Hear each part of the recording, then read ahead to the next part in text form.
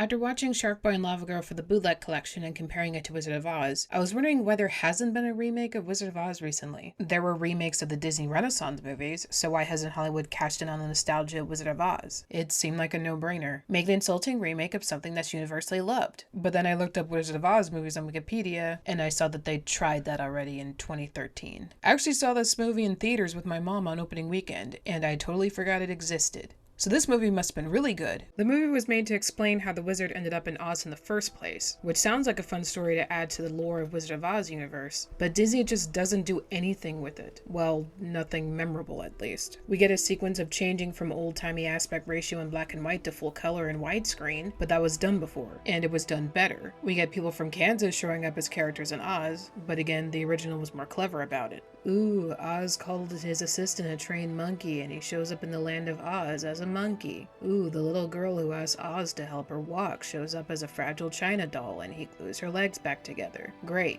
do something with it. Oh, you're just going to copy the tropes of the original film with a surface-level interpretation of its symbolism? Okay. I originally was going to give a summary of this movie, but honestly, the plot is just nothing. The movie is so cliche, I can just say Chosen One Isekai, and you can probably figure out most of the movie's plot. He's told he is the chosen one, but he's a con man and pretends to go along with it for personal gain, but during his ruse, he ends up becoming the chosen one and fulfilling the prophecy. You've seen it a million times. Except you get a Bruce Campbell cameo, since this is a Sam Raimi movie. Where are your papers of transit?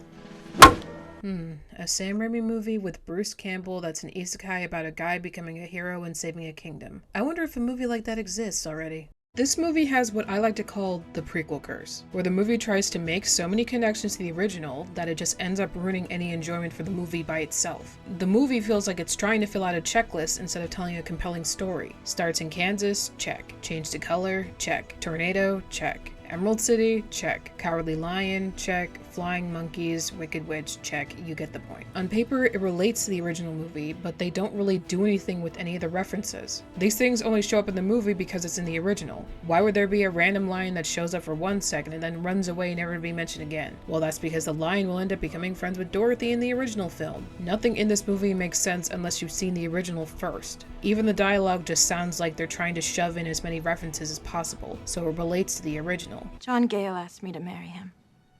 Zimzalabim! Begone, coward! The Emerald City. Just down this hill, along the yellow brick road. Where are all your warts? Where's your broom? What would I do with a broom? I can make a scarecrow. But all of these references just make me want to watch the original movie again. I highly recommend watching the original. It's on HBO Max, it's a piece of cinematic history, and the movie is actually fun to watch. Oz the Great and Powerful has everything you love about prequels. Clunky dialogue that only makes sense if you watch the original film, references to characters that are in the original film, and being so terrible it makes me want to watch the original film again. With the added bonus of having basically a bunch of cliches and being so predictable because it needs to relate to the original film. Wizard of Oz is an isekai, so this movie has to be an isekai. The original had the Wicked Witch, so this movie had to have a Wicked Witch. Glinda helped out Dorothy, so Glinda has to help out Oz. Everything in this movie does nothing new, so there's nothing notable to remember about it. I watched this movie a couple times and there's just nothing I remember about it. It's like my mind is rejecting it because Wizard of Oz is such a classic. I haven't seen Wizard of Oz in years and I still remember everything about it. The legs curling up under the house is still creepy as hell, and I still remember the grumpy talking trees. If they wanted to make a prequel, they could have just made a live-action adaptation of Wicked.